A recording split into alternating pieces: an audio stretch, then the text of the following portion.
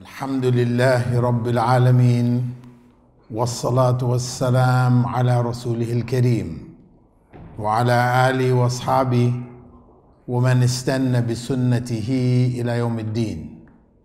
All praise is due to Allah, and may Allah's peace and blessings be on the last Prophet Muhammad sallallahu alayhi wasallam, and on all those who follow the path of righteousness until the last day.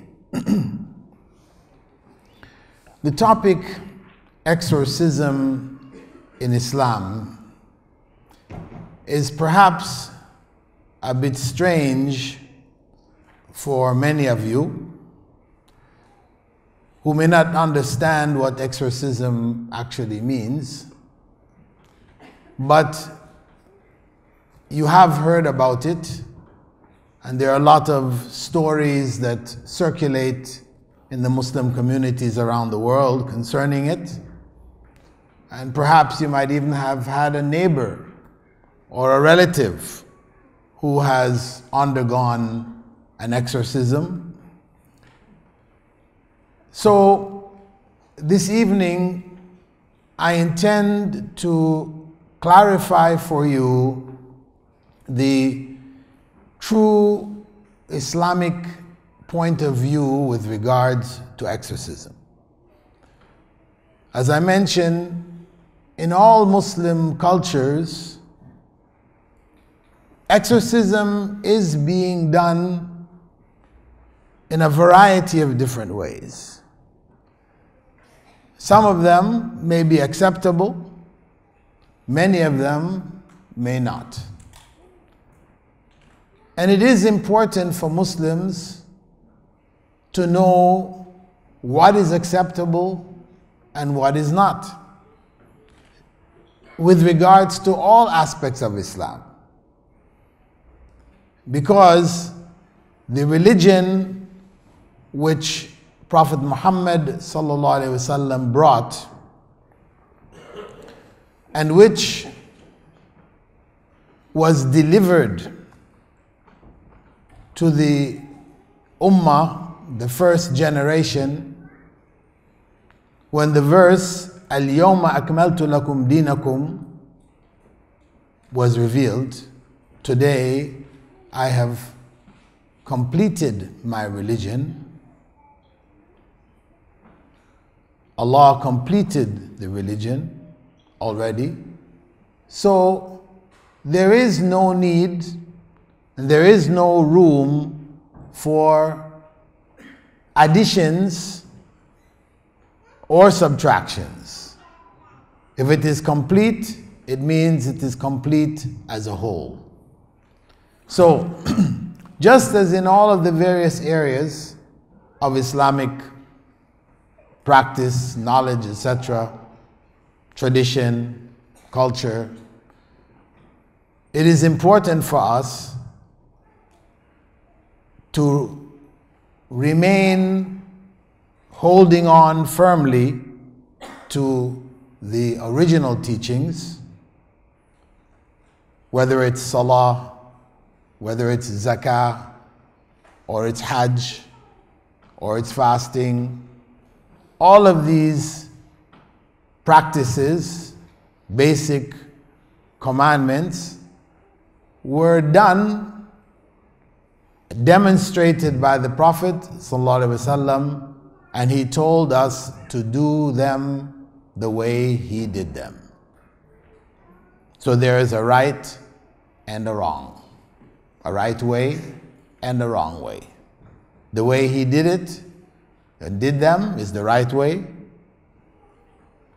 and any other way which doesn't conform with what he taught and practiced is considered the wrong way. So, to the topic exorcism, and this topic was the subject of my PhD dissertation, which I defended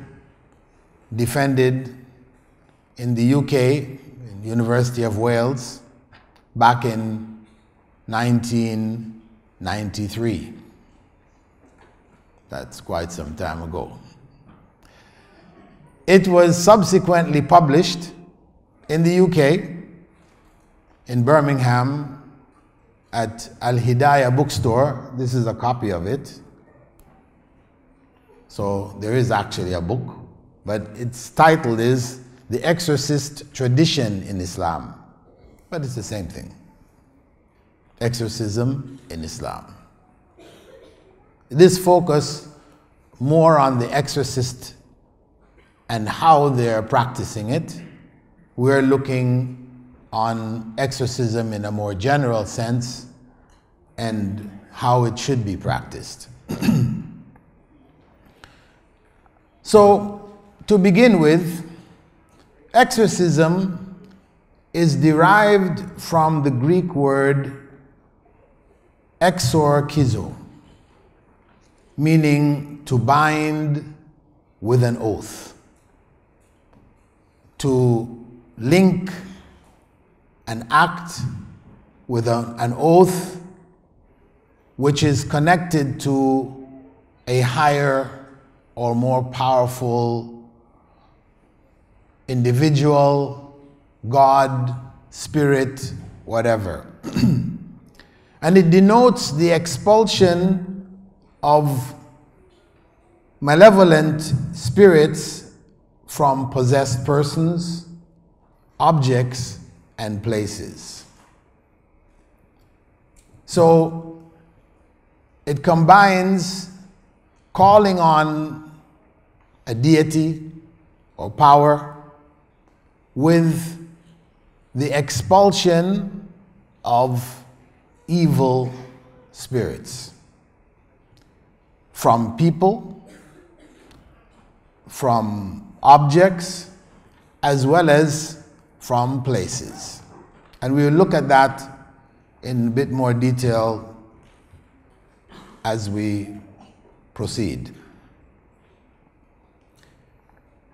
So this is achieved, this exorcism is achieved by mentioning an adoration in which the name of a more powerful spirit or gods are invoked and their help, their aid is sought.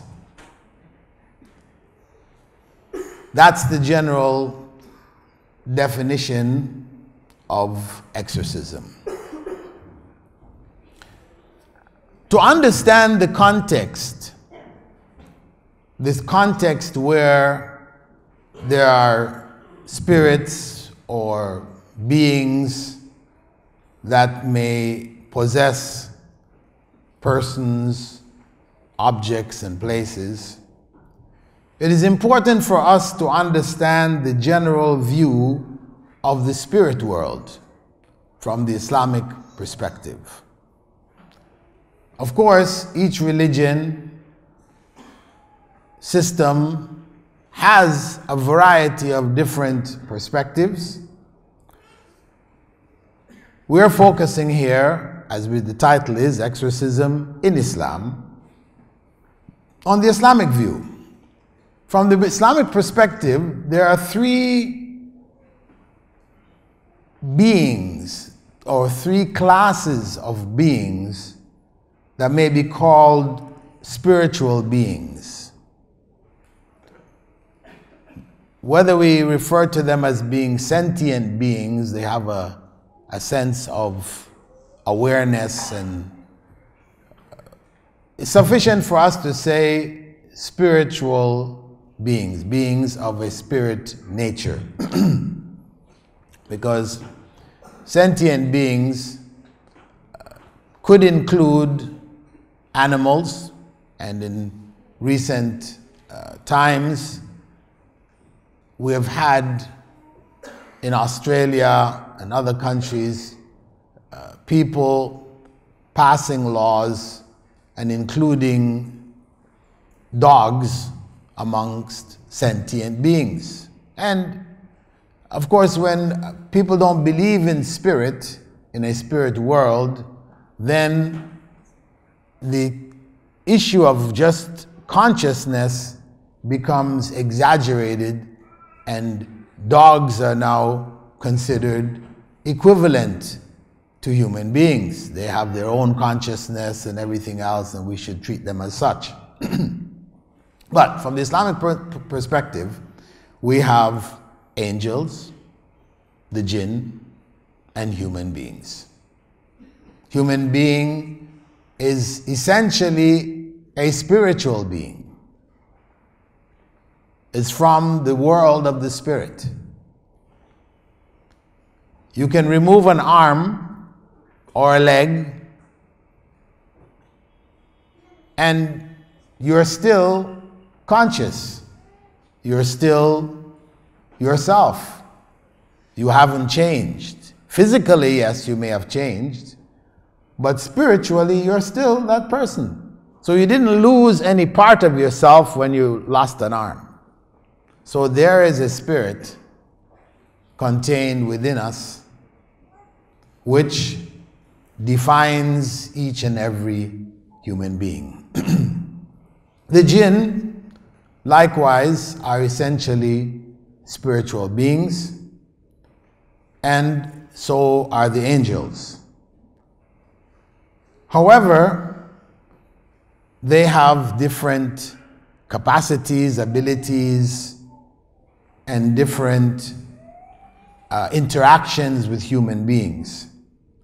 In the case of possession, because once we're talking about exorcism, what has to precede it is possession. Something has to enter a person, object, or place for you to seek its expulsion, to seek to get it out. So, in other systems, in Hinduism, Christianity, etc., the source of possessing spirits are mainly human spirits. They have a belief that if somebody dies tragically, that person's spirit remains tortured in this world until it is fulfilled somehow, some way. So that human spirit is what possesses other human beings. From the Islamic perception, this is not the case.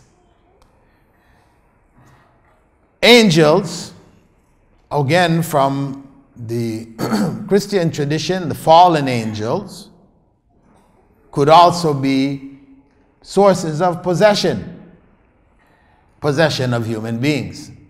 But from the Islamic perspective, there is no such thing as a fallen angel. Fallen angel in Christian tradition represents angels that rebelled against God and disobeyed God.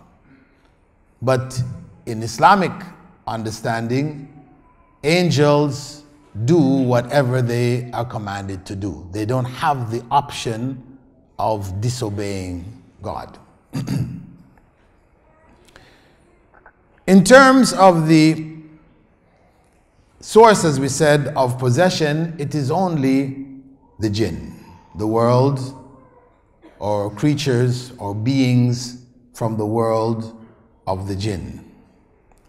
And let me just say here that the jinn, from the Islamic perspective, the correct Islamic perspective, do represent another set of beings in a parallel world with ours who are different from us, and not as some modernists have claimed that really the jinn just represented clever foreigners, that there are other human beings, but they were foreign to a given region. They're called the jinn because of that, and because of their cleverness. They had a way to undermine human beings, to trick them and do different things. So they were called the jinn. From the Islamic perspective, no. We have clear statements of the Prophet ﷺ in which he said that the jinn were made from fire or a fiery wind. There are Quranic verses that make that reference also. And that the angels were created from light and human beings were created from clay. So their origins differ. They are of different origins altogether. So they are different existing beings. To deny the jinn is to deny a portion of Islamic knowledge which Prophet Muhammad ﷺ clarified for us and which Allah subhanahu wa ta'ala delivered to us. Allah spoke about the jinn. Were they not important, He would not have included them in the Quran. There are many things which are not included in the Quran. So the fact that Allah included it, and I'm not going to say the fact that we had a surah by the name of Surah Al-Jinn, because that name was given later. The name was not revealed. Okay, so we don't want to mistake that. The fact that Allah describes and discusses and speaks about the world of the jinn and warns us against their mischief, and the Prophet ﷺ elaborated on all of this, tells us that there is a reality to the jinn. Of course, again, we do have some in the Muslim community who, while recognizing the jinn, do not accept or believe in possession. They say, yeah, the jinn are there. They're another world, different from ours, etc. Yes, but they don't possess human beings. That is their opinion. However, we will see that in the texts from the Sunnah of Rasulullah ﷺ, there is sufficient evidence to affirm the fact that the jinns do possess, can possess human beings. So, in terms of origins, we said these three spirit beings have different origins. In terms of their forms, they differ. The angels and the jinn on a basic level are invisible to human beings in their natural form. In the case of prophets, they saw them. Allah gave them the ability to see them and made them visible to the prophets of Allah subhanahu wa ta'ala. And in human form, in the case of angels, some of them were seen by the companions of the Prophet ﷺ, and we all are familiar with the well-known hadith of the 5 pillars of Islam and Iman, where that individual had come and sat in front of the Prophet ﷺ and asked him about Islam, then asked him about the pillars of Iman and Ihsan. And after he had left, the Prophet ﷺ had said, that was Jibril. They call this hadith Jibril. This is Angel Gabriel who had come in a human form and asked these questions. So we know that they can take that form, and the Prophet Muhammad ﷺ did refer to Satan, who from the Islamic perspective is from the world of the jinn. Allah describes him saying, Kana min al-jinn. Though some people saying, well, no, actually he was among the angels, so he must have been an angel if he was expected to bow. when the angels were told to bow. But he was elevated by Allah to be amongst them, and that didn't change the fact that he was actually from the world of the jinn. Because, as we said, one of the basic characteristics of the jinn is that they have free will. They share that with human beings. They can disobey Allah, whereas angels cannot. Also, the angels and the jinn have multiple categories. The Prophet ﷺ described some of them. In the case of the jinn, he did explain that we do have some jinn that may take snake form and also take dog form, the black dogs that are totally black.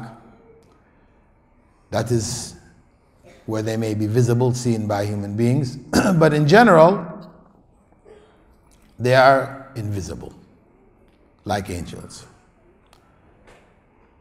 So in terms of abilities, the humans and the jinn share a number of common abilities.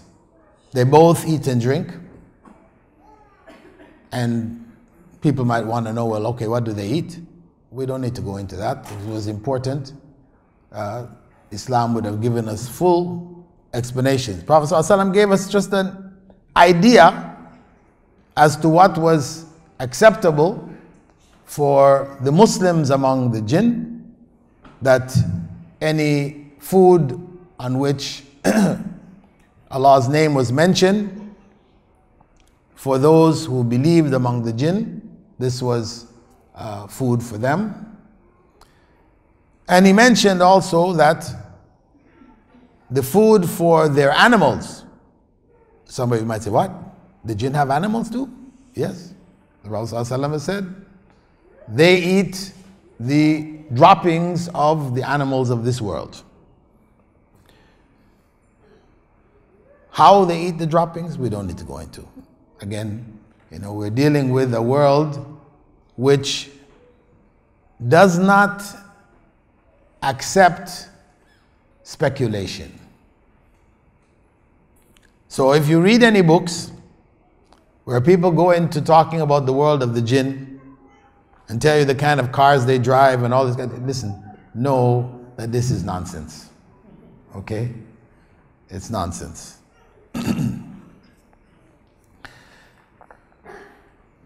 Anyway, the jinn interfere with our world.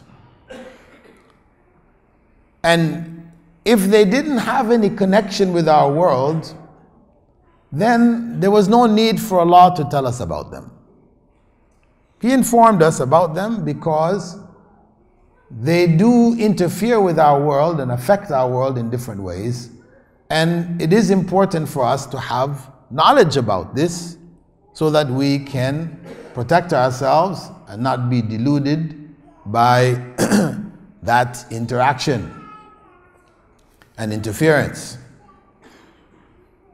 The first example, for those of you that may not be familiar, is in dreams. The Prophet ﷺ had told us that we have 3 types of dreams. Sad, scary dreams are from shaitan, from the satanic world of the jinn. Good dreams, true dreams, 2 categories, are from Allah. You have a good dream, which makes you feel good. It points towards good, that this is a gift from Allah subhanahu wa ta'ala. And if that dream comes true, it is also a special category called the true dreams, which are from Allah also. And the prophets, may Allah's peace and blessings be on all of them, their revelation, when they started to receive revelation, it started in the form of dreams, as the Prophet ﷺ explained to us, in the form of true dreams. that they would have dreams, and these dreams would come true as they had them. They also, the third category he mentioned was the ramblings of our mind. The ramblings of our mind, where you read about something and at night you end up dreaming about the same thing that you read. That's just your mind offloading material in the form of your dreams.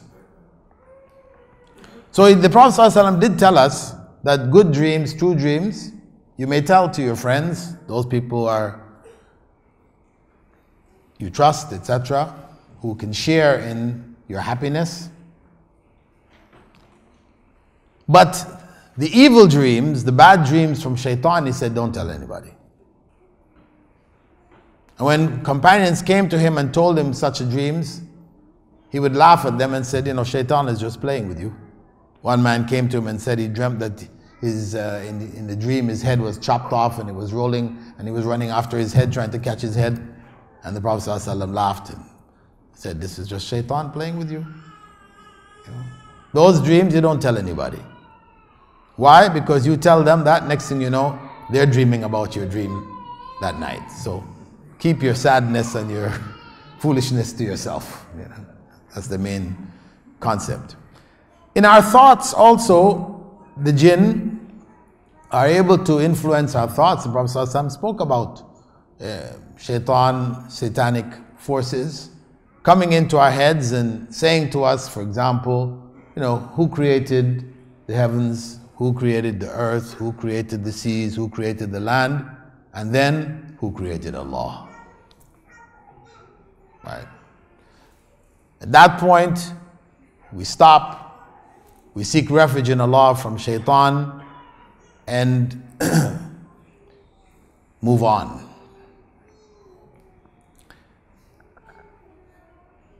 I should just mention that if your children ask you that, it's natural.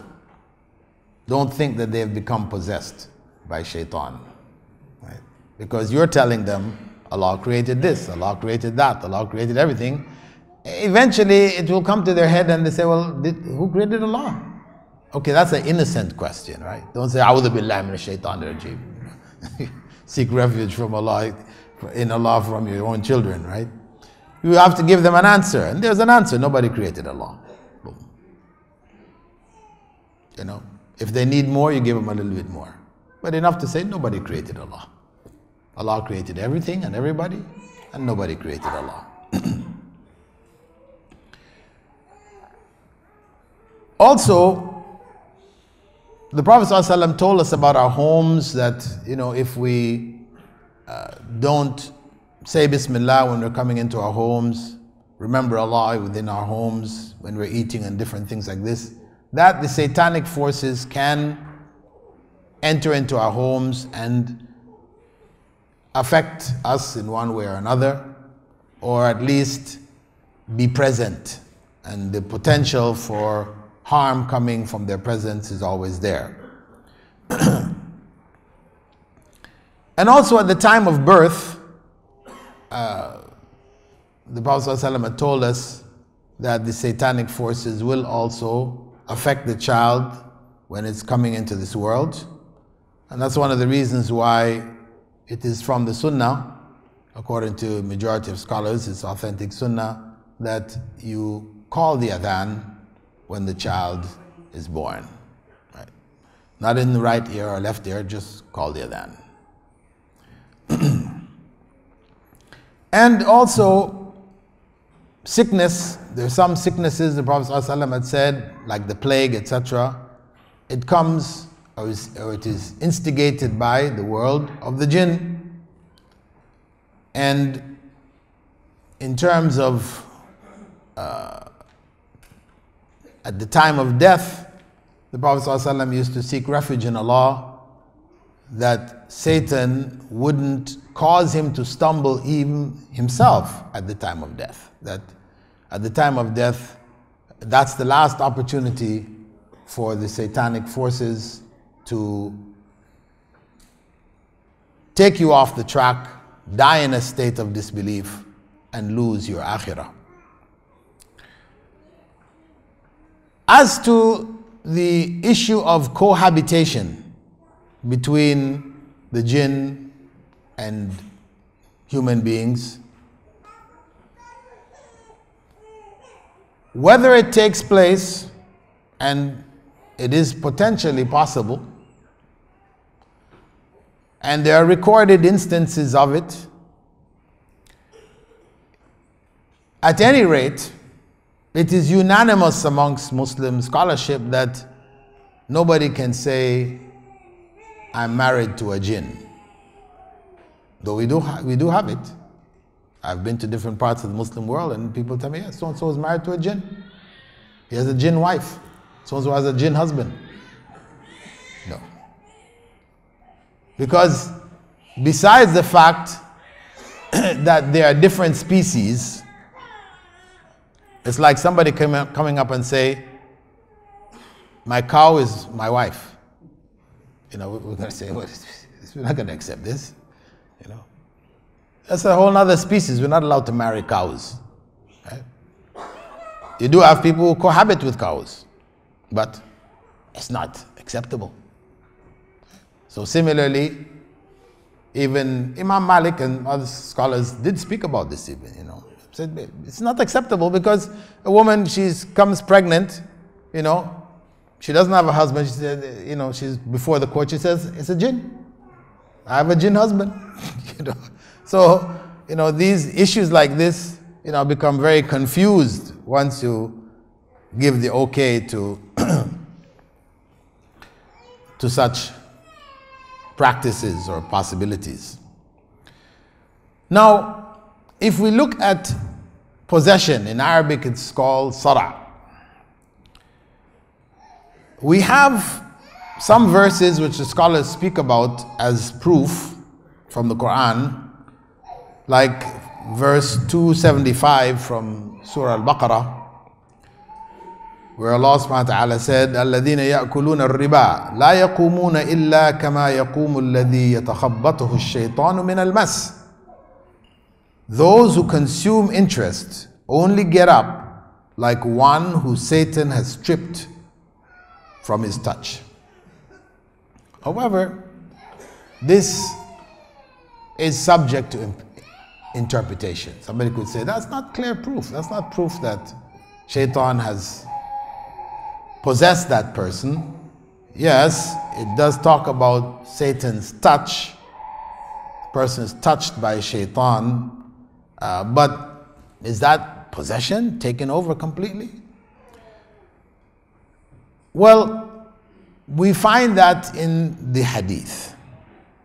One of the hadiths authentically reported in Musnad Ahmad is the hadith of Ya'la ibn Murrah, where he mentioned being on a trip with the Prophet Muhammad ﷺ, and they came across a woman who was sitting on the road waiting for him with a child in her arms.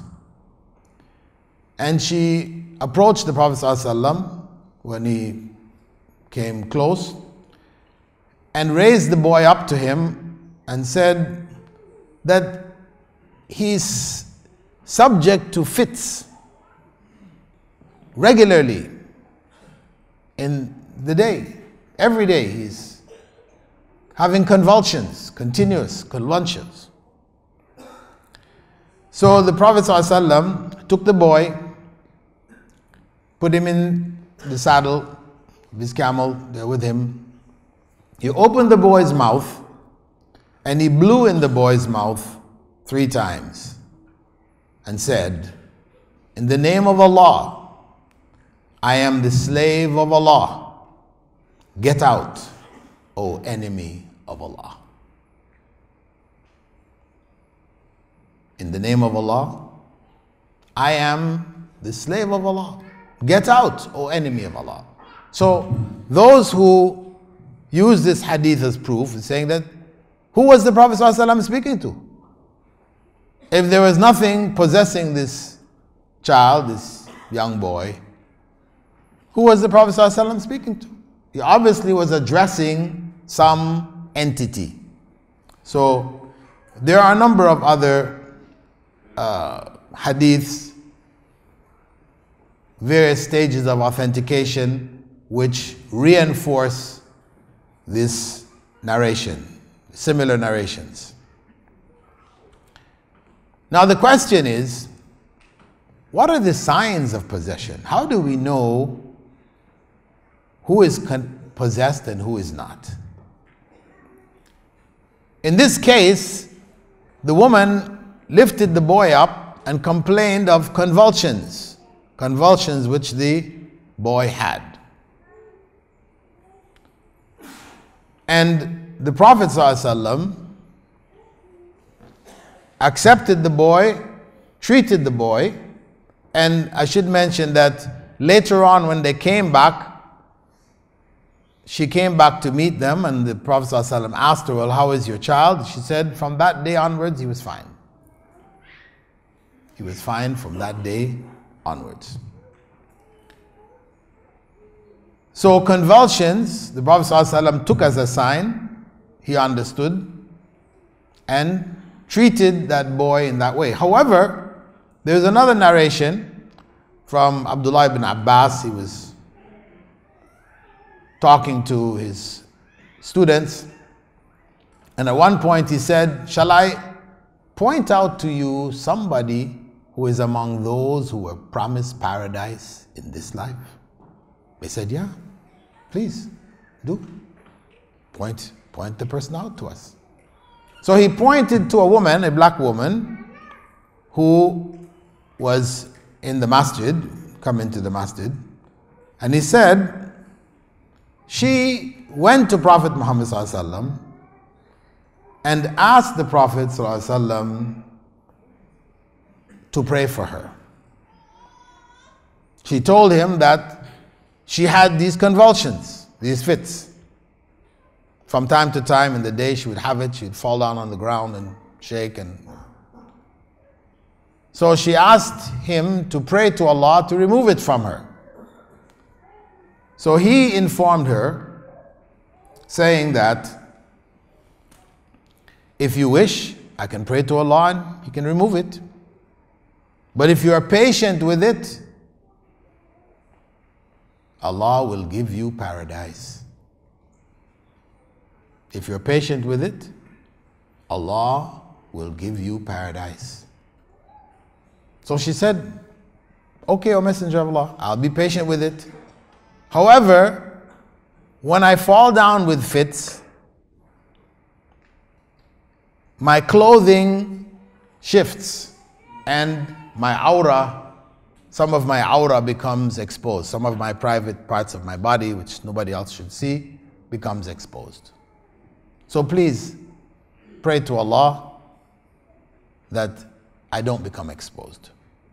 So he prayed to Allah for her that she was not exposed. So the question is, scholars, Muslim scholars question, why in this case didn't he just address the entity and tell it to get out as he did in the case of the boy?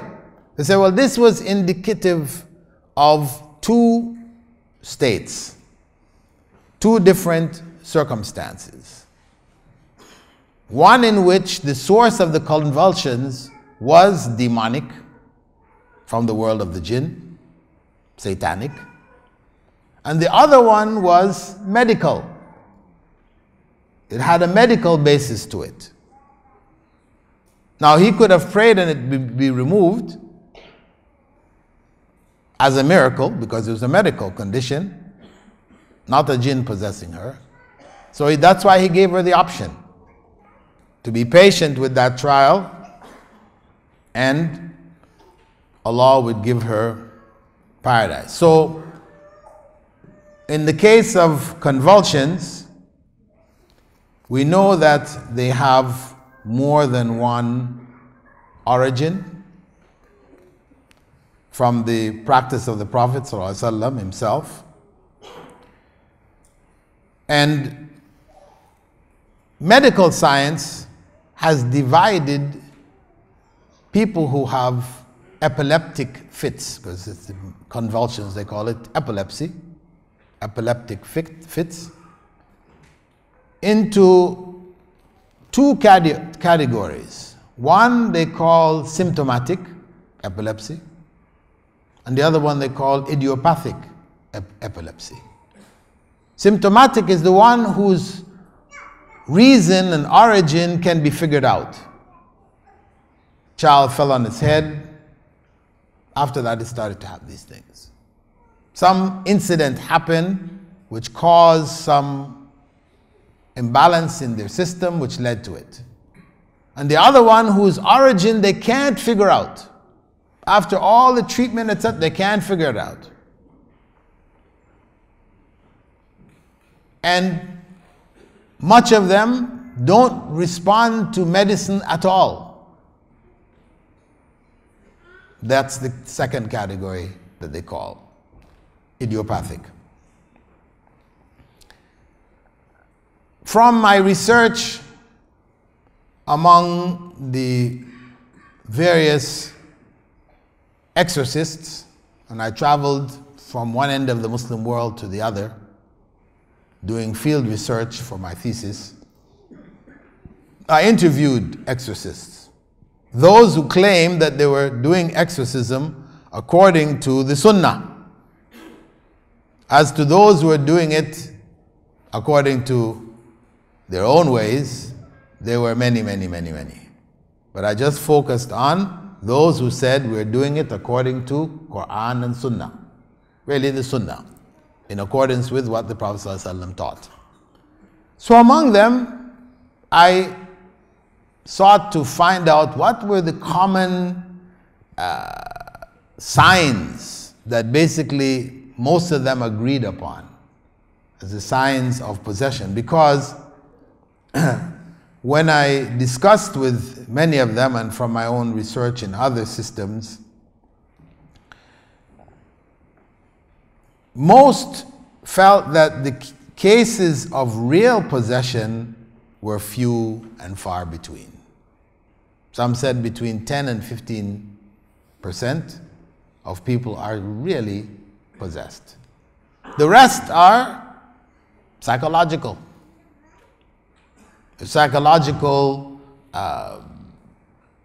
feelings and states that they may be in, which created this impression, gave them this feeling, etc., but they're really not possessed.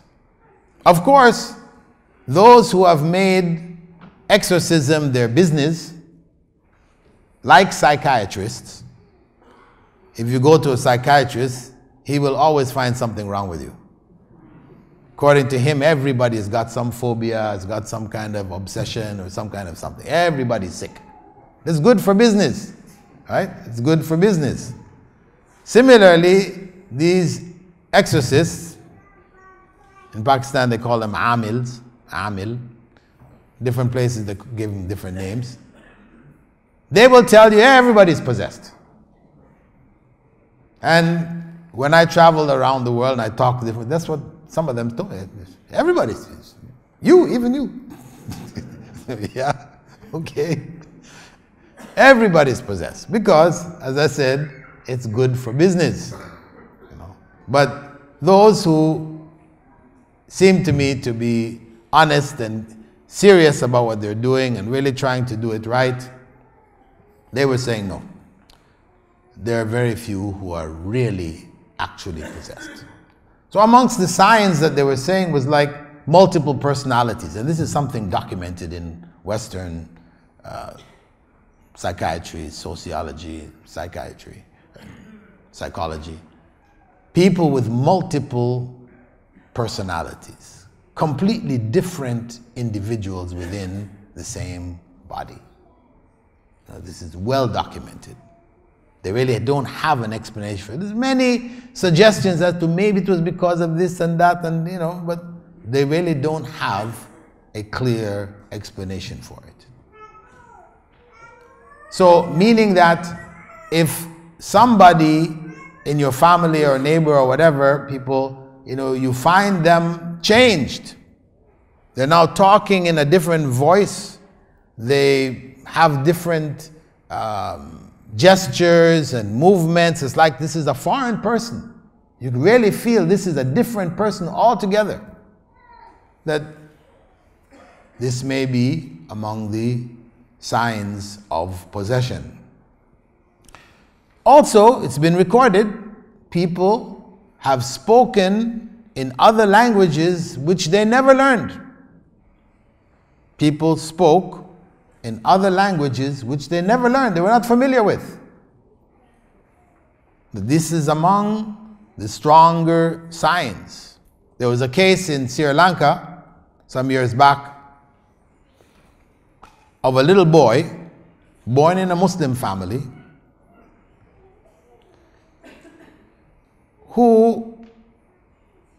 whose family, they spoke Sinhala, the language of the main body of Sri Lankans.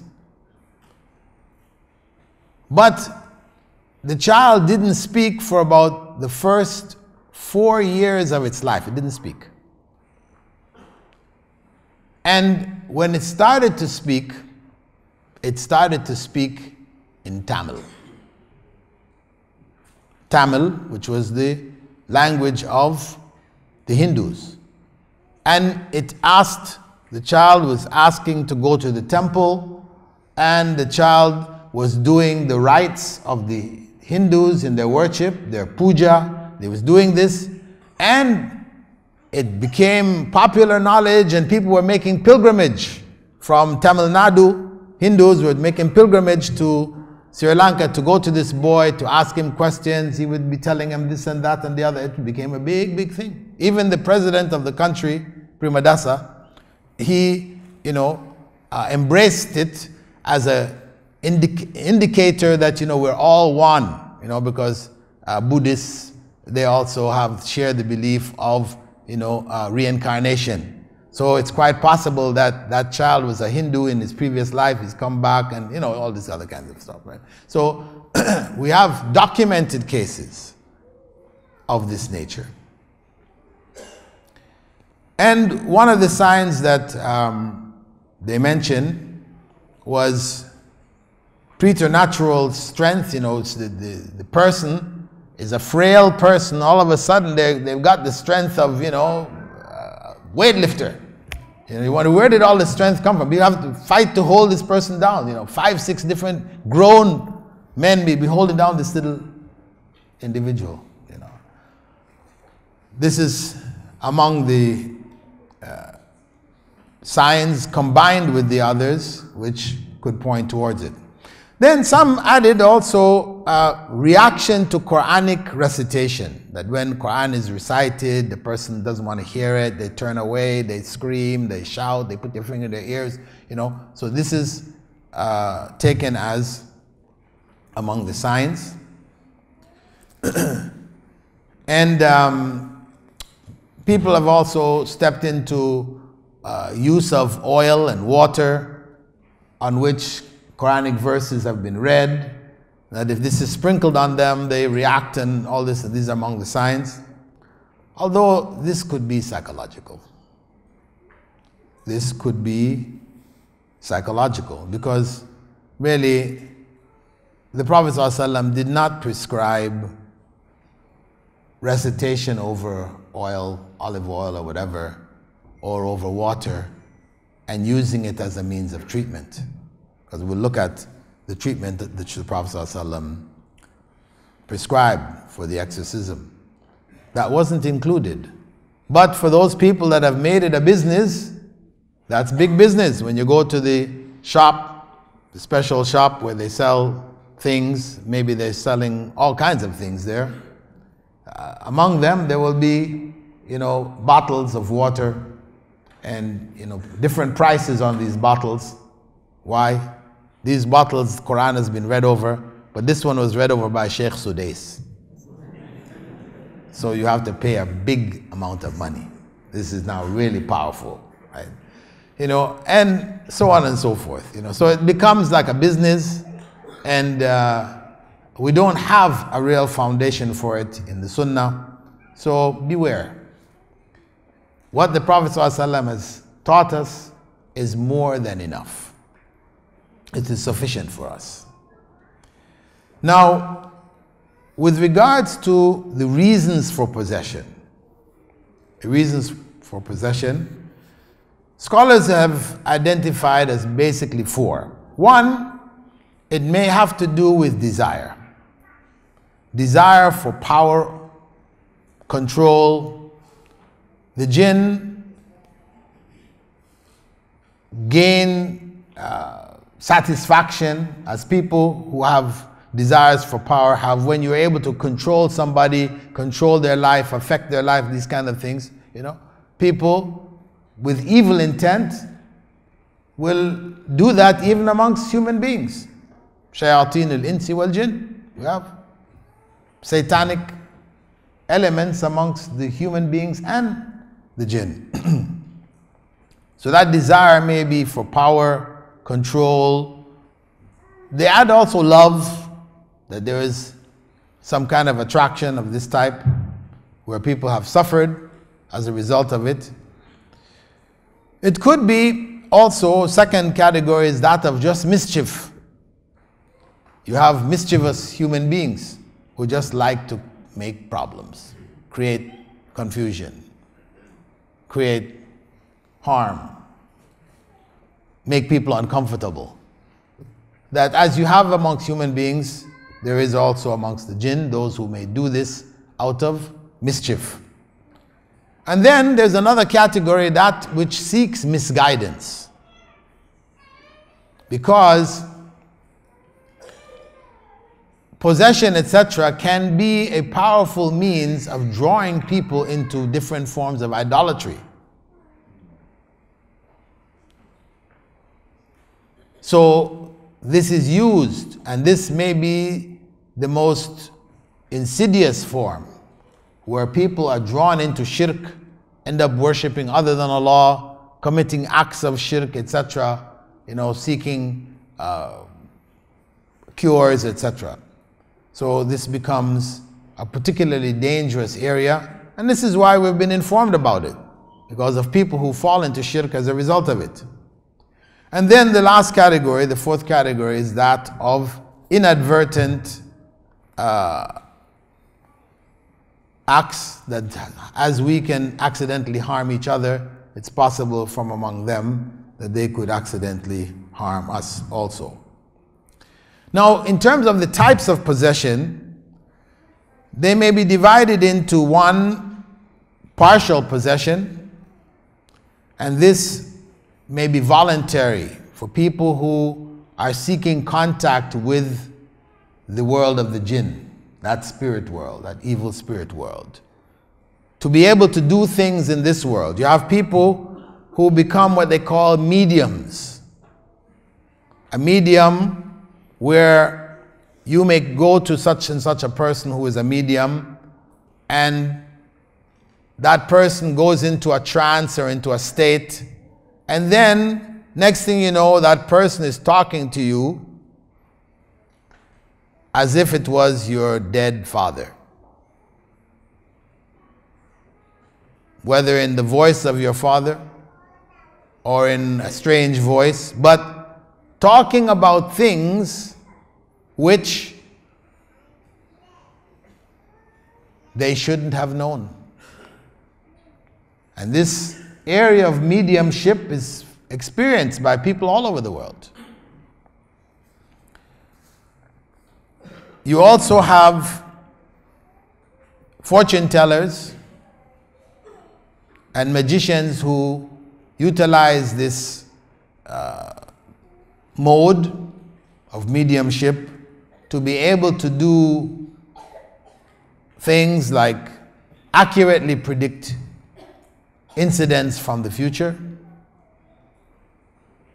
Fortune tellers, of course, there are many types. I mean, and most of them are just playing on your natural life. You come to see them, they're reading your lines on your palm, or they're reading your tea leaves or whatever, and they tell you you're going to travel. Well, yeah. You're not married? Okay, you're going to have children. So they're telling you things that, hey, most people travel, most people have children, you know, and other things like that from your life. You'll have a fight with your mother-in-law. In other words, they're just playing on your normal life experiences that's found in everybody. So they focus on those that are most common and they say them to you. And of course, for you, when you have the fight with your mother-in-law, the fortune teller, he told me I was going to have a fight with you. You forget all of the other things that he told you was going to happen that didn't happen, but you just remember that one about the fight with your mother-in-law, right? This is human nature. And the Prophet ﷺ told us, you know, about how those among them are able to gain accurate information, because you have recorded cases of some fortune tellers who accurately predicted incidents that happened in human history to details, not just generalities, but to details. So how do they do it? Well, the Prophet ﷺ explained that it was through the agency of the jinn getting access to information of what is going to take place, which is known to the angels, revealed to them by Allah subhanahu wa ta'ala, and they're able to access some of that information and they pass it on to the fortune tellers who are properly connected with them, engaged in different acts of sacrilege to make that connection. The other kind of possession is that of possession of objects. And the classical case of possession of objects is the case of the golden calf of Prophet Musa. In the time of Prophet Musa, when he went to receive the Torah, and As-Samiri told the people who were waiting behind that Musa has gone up top of the mountain, but actually his God's down here. He told the people to gather their gold, melt it down. He supposedly took some dust from the footprint of an angel, throw it in the mix, and he came up with a calf. And of course, when he's telling the people that this calf, this is what Musa has gone up to the top of the mountain to worship. He's right here. That's who Musa has gone to worship. The people, of course, looked at him and said, well, I don't think so. But then what happened? The calf said, moo.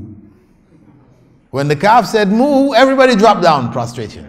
That was it. You know, that was the proof. So, possession of an object. And we had some years back in the 90s, one day, when the Hindus, who worship Ganesh, that's their favorite, the elephant head god, and how he got an elephant head is quite funny story. But Ganesh, right, according to what they would do, is that part of their puja or worship is to pour milk over his head. They pour it on the other idols too. But anyway, they're pouring milk one day. They were pouring milk on the head of Ganesh. And the milk normally would just pour down and end up in the dish below, platter below. The milk, instead of just going down, it started to go into the mouth. And it was all over the world. It was in India. I remember temples in the US, the UK, they reported the same thing. Of course, scientists were saying, oh, this is capillary action. You know, these statues of Ganesh were made from stone. And, you know, stone has air bubbles in it, spaces in there. So it was just the spaces, the milk was just going in. But it was happening with metal. There wasn't sufficient explanation. But it happened for just one day. What was the conclusion for Hindus? Ganesh is God. After you've seen that, that's convincing. So, possessing the object to create belief or strengthen false belief, it happened in the time of Musa, in Ganesh, and in other people's times also. There is a connection between possession and magic, evil eye, and all these other things, because that connection is the jinn. I won't go into that topic because that's a big topic in and of itself. But there is a connection.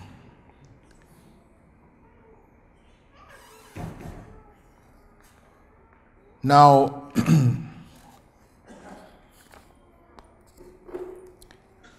in terms of the way to deal with a possessed individual, the prophetic way, what did the Prophet ﷺ teach us to do? Looking over the various hadiths in which he treated people who in one way or another seemed to be possessed, etc., I came up with the major 3-4 major steps that the Prophet ﷺ followed. If there was a charm involved in it, where somebody has worked with a magician, person involved in magic, warlock or whatever,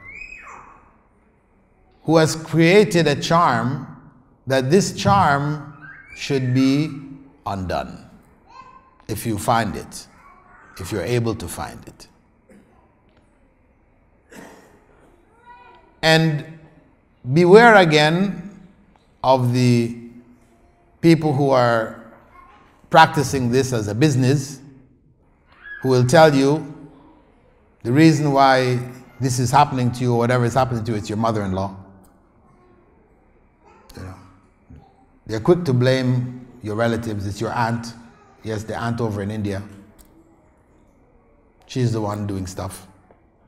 Of course, you don't have any evidence, and that may create enmity between you and your family members. So beware of this. Nobody has the ability to judge this way. Some people, they will send pictures to amils and others who claim to treat those who are possessed. They'll send a picture, and then the amil will look at the picture, photograph, and say, okay, this person has 6 jinns on them. One jinn got them when they were 6 years old, when they were playing, and another jinn got them when they were... Believe me, that is a lie. Nobody can look at a picture and determine how many jinns, when the jinns, where the jinns affected that person. This is all lies, tricks, playing with people's minds to get their money.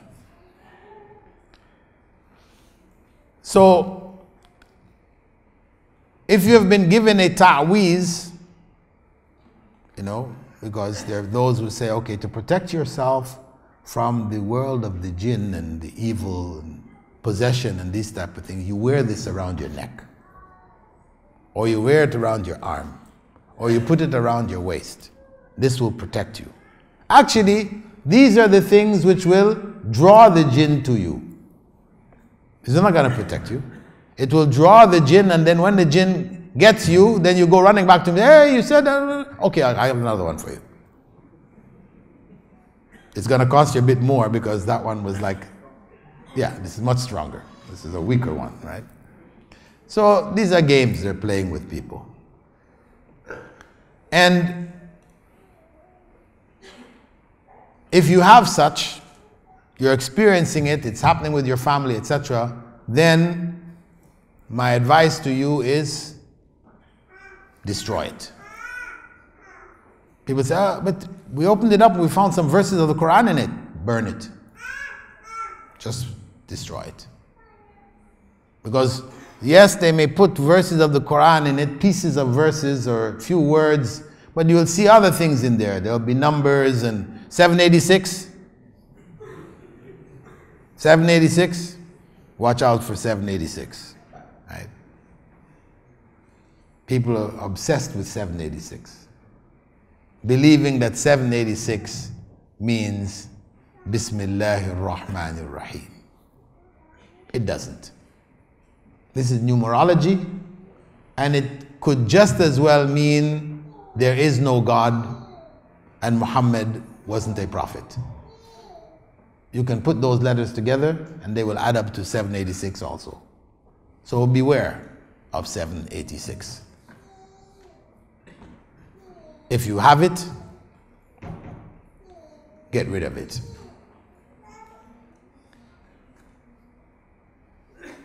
So, destroy the charm.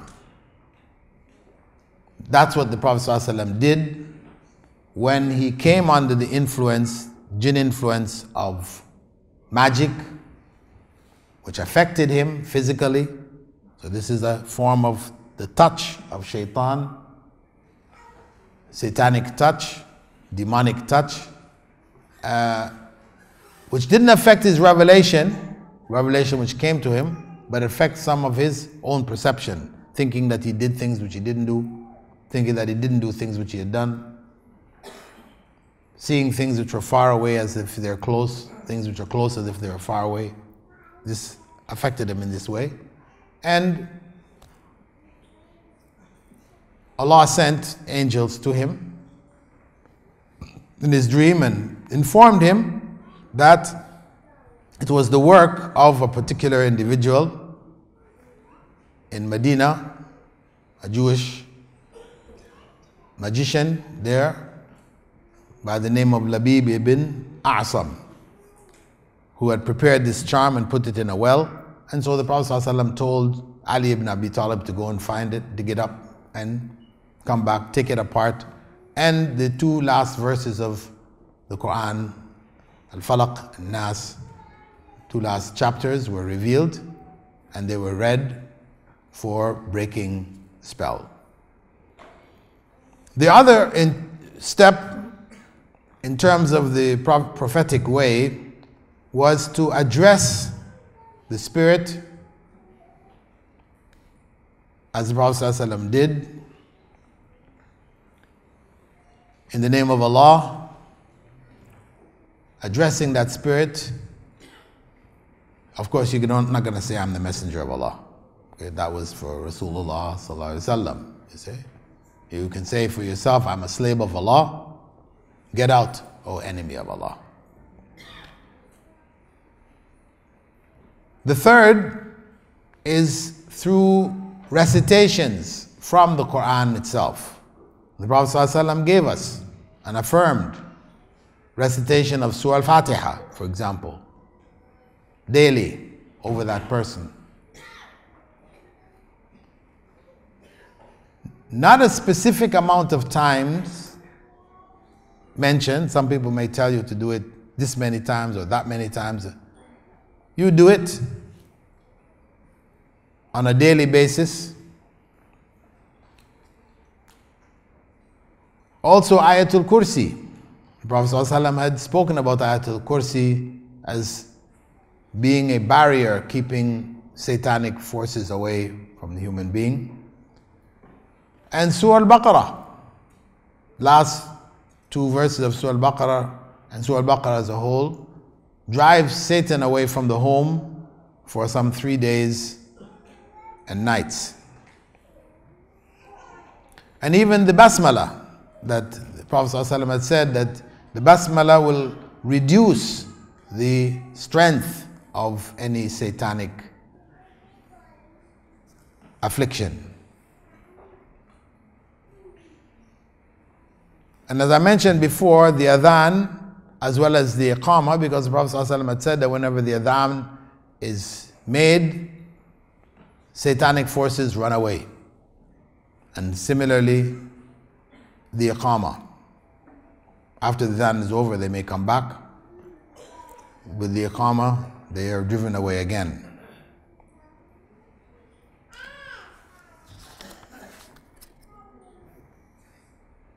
And the Prophet ﷺ had also given us specific formulas to recite, like Bismillahi yubrik min kulli da'in yashfik wa min sharri hasidin idha hasad wa min sharri kulli dhi ayn. That is, in the name of Allah, may you be well, become well. From every illness that you be cured, and from the evil of the envious one when they're envious, and from the evil of the evil eye. He also taught us, أعوذ بكلمات الله التامات من كل شيطان وهامة ومن كل عين لامة. That is, I seek refuge in Allah in the most complete names of Allah or words of Allah, from every satanic and poisonous pest, and from every evil eye. The Prophet ﷺ also recommended some medicines, ajwa dates, in the morning, 7, that it can prevent jinn attack, jinn affection. And also truffles. Truffles is available in the marketplace here. They call it faqa'. It's a kind of mushroom type thing which grows in the desert. They sell them, maybe a little expensive, but the Prophet ﷺ had recommended drinking the water from truffles. Most people do most of the other things that I mentioned, but they don't use the truffles. Also, the Prophet ﷺ had suggested also bathing in the water. If somebody seems to have brought evil into your home, etc., asking them to make wudu and saving the water and bathing with it. And the last method, which is attributed to the Prophet ﷺ, but which Islamically is not considered to be acceptable, and that is beating. Now there is narration that the Prophet ﷺ patted a boy in his chest and then recited over him, and they use that to beat people to death. But there's a huge gap between what the Prophet ﷺ did and what they're involved in doing, and it's happened cases in the UK, in Egypt, other places where in exorcisms people have been beaten to death. There was a big one in the UK back in the 90s, and the individual had a young girl, maybe in her early teens. She was so beaten up, she had her ribs broken. He was beating her with an ashtray, a glass, big heavy glass ashtray, was beating her, and made her drink red pepper. Wouldn't give her any water. She had to just consume this red pepper. It was just tearing her up till she died. He was arrested. But people will tell you, when the exorcist beats you, he's not actually beating you. He's beating the jinn that is possessed you. So when you scream out, that's the jinn. But in my research, when I met with people after treatments, and I asked them, how do you feel? They said, I'm paining, man. I'm sore, my body is, They were complaining of, serious, and there were bruises, etc. So no matter what they tell you, yeah, it's really hitting the jinn, people are suffering. And the Prophet ﷺ had said, Al-Muslim man salim al-Muslimuna min lisani wa yadi. The true Muslim is one from whose hand and tongue, one from whose tongue and his hand, people are safe. So this practice of beating is not acceptable. And any of the other practices, whether it's ta'weez as I mentioned, or they have this practice of, in some places, tying fingers, tying toes. You know, they say this traps the jinn inside the person. And then they chase the jinn up the body until it reaches into the hair. They take out some hair, put it in a bottle and set it on fire, burn it up and say, we killed the jinn. And then the person who was suffering will say, they feel this. Something happens. They feel as if something has been lifted from them. But it's psychological. This is what it is. You know, so you have people who claim that they're able to trap jinns. You know, you can hire them to come to your home and trap the jinns in your home. It's good money. And in the name of treating people who are possessed, etc., there's a lot of abuse that takes place. Actually, sexual abuse. Because most of the people who come with the problems are who? Women. And the people who are doing the exorcisms are who? Men. And the abuse takes place. Abuse takes place amongst doctors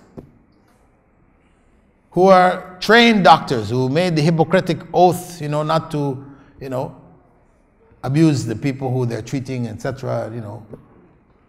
Yet it happens. Thousands of cases every year in the US. Doctors arrested for abusing female patients in their care. Well, believe that amongst these exorcists, it's 100 times over. And I've heard many horrendous stories of women telling me they went to be treated and were abused. So beware. This treatment of the Prophet ﷺ, it didn't involve putting your hands on the person. And for touching a woman who you can marry, the Prophet ﷺ said it's better you have an iron spike driven in your head. So beware of those who claim to treat in that way.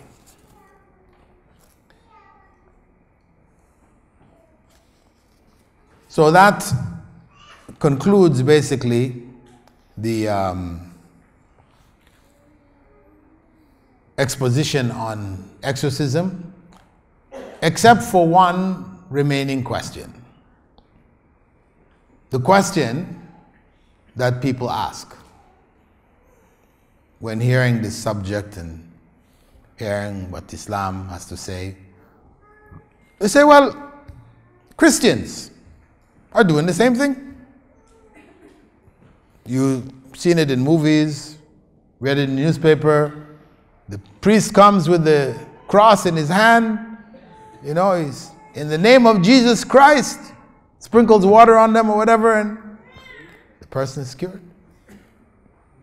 And the Hindu priest, he will bring people and in his own thing, in the name of Shiva, or screams out Om, and that person is cured. And the Buddhists, not to be outdone, they have their, and people are being cured. So they say, what is this? Muslims do it and they're cured. Christians do it, Hindus do it, Buddhists do it. So, what is this? How do you explain that? Well, the explanation is that in the case of Muslims exorcising somebody in the name of Allah, because you have some Muslims who will say, in the name of Muhammad, get out. And the person gets cured. So they fall under the same category of the Christians and the others who cure using shirk. What happens is that in those cases, the possessing entities are not leaving because they're forced out, but because their job was done. The people have committed shirk. Shirk has been confirmed for them. That strengthens their belief in whatever shirk they're engaged in. So no longer need to be there anymore. They can leave now. So that is the distinction between the two. Externally, it all looks the same. It's just like everybody raises their hand. One prays to Buddha, another one prays to Shiva, another one prays to Muhammad, and then others who pray to Allah. And everybody's prayers gets answered. It's the same thing. How? Is it all the same? Or is there really no God? You can go either way, right? Reality is that people say, well, you know, if praying to God is the real one, then it should just happen for those who raise their hands praying to God. That way it would be known. But believe me, if it became known in the world that anyone who raises his hands and prays to Allah as a Muslim, their prayers are answered, but everyone else's prayers aren't answered, do you think they would remain a non-Muslim in this world? No. The test of this life would be finished, ended. The test is there. Why? Because everybody raises their hand and everybody gets prayers answered. Also, everybody gets prayers not answered. So it goes back to the truth and knowledge of the truth and the practices, etc., to know and distinguish between falsehood and truth.